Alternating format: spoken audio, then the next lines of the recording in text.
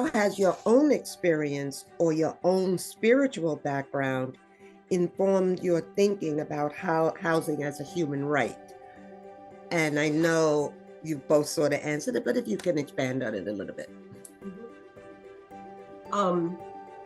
I think I've learned a lot, especially in the past, 2 years and particularly 18 months, and then particularly in the last 6 months, just getting involved with the Coalition for Affordable Housing, just in terms of my own not understanding. And it's so complicated in all of its, with all of the numbers and what is affordable and what is this and the legal stuff and the law things and how complex a problem it is or how complex it is, has both at times just frustrated me and made my brain go, you will hear me say, I didn't know there was going to be math. I don't like the numbers stuff, but also has given me a lot of, a learning edge of like, just because I want to solve this problem doesn't mean that it's going to be easy, or doesn't mean that just the goodwill makes it happen. So that piece. And then just also, realizing that this is about giving people an opportunity to stay in the community where they have grown up, that it means, providing housing for our teachers, our firefighters, our veterans, our seniors, our home health aid workers, our restaurant workers, all the people that make the Larchmont Mamaroneck community what it is, to be able to be here. Even, I talked about having my 3 kids who have gone through the district. One of them, graduated from here, has become a teacher, and is, serving in, communities throughout, and people have said, oh, you should come back to Mamaroneck. And I'm like, you can't afford to come back to Mamaroneck.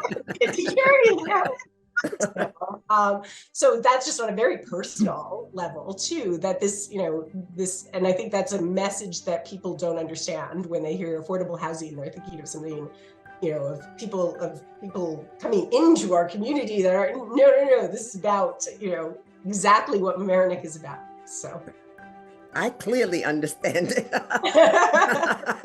Sure. Rabbi, would you like to expand on that as well?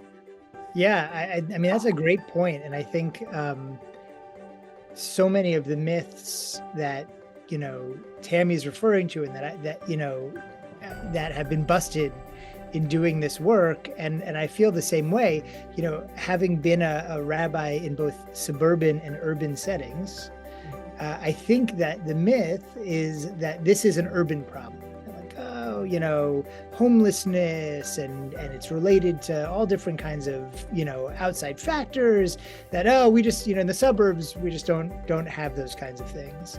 And it's easy in a suburban lifestyle to just kind of put your eyes elsewhere. Like, it's easy to miss the difference between I have learned between, housing issues in urban settings and housing issues in suburban settings is that they're a little more in your face in urban settings, but they are just as poignant and often, relevant in a suburban setting like ours. And that's become more and more apparent as we've done this work, to see the need present. I love the way you put it, Tammy, like with the people who live here now. That this isn't about something, bringing in outsiders. It's also not about a lot of other issues that people tend to say it's about, that this is has something to do with race or something to do with only veterans end up, having housing needs or whatever it might be. That this is an issue that affects everyone and can affect anyone depending on circumstances beyond their control. And it does, and it is now. And so, that to me is something that I think maybe I didn't realize as much as a kid, even growing up in the suburbs, but now have come to realize, what an important issue this is and how much it will make our own town and villages and neighborhoods better to address this directly and to take care of it. that ultimately, as wonderful a place as this is to live, it will make it an even better place to live.